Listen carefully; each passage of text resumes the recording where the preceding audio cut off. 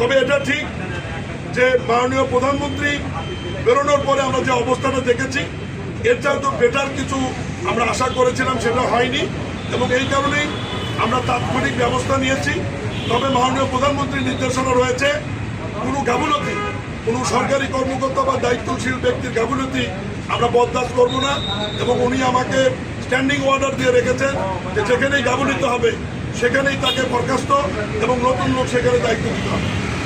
আপনারা কি তাহলে মানে খুব শীঘ্রই লোকাল গভর্নমেন্ট ইলেকশনের ডেট দিবেন কিনা? নির্বাচন পরিস্থিতি বলবেন? আমরা যেটা মনে করছি যে ওয়ার্ড পর্যায়ে আমাদের দায়িত্বশীল লোকের দরকার, নির্বাচিত জনপ্রতিনিধির দরকার এবং আমাদের মন্ত্রণালয়ের মন্ত্রী মির্জা ফখরুল ইসলাম আলমগীর সাহেব ইতিমধ্যেই ঘোষণা করেছেন যে খুব দ্রুত সময়ের মধ্যে আমরা নির্বাচন দিব।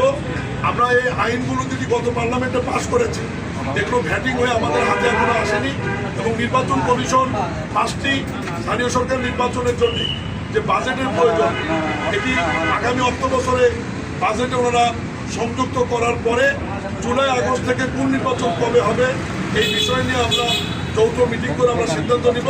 তবে আমার উপলব্ধি আমি নিজে এখনো বলছি যে ঢাকা অনেক বড় একটি মহানগর, এখানে অনেক লোক বসবাস করে, এখানে ওয়ার্ড পর্যায়ে দায়িত্বশীল লোক জনপ্রতিনিধি যত দ্রুত আসবে তত দ্রুত নাগরিক সেবা বৃদ্ধি পাবে বলে আমি মনে করি।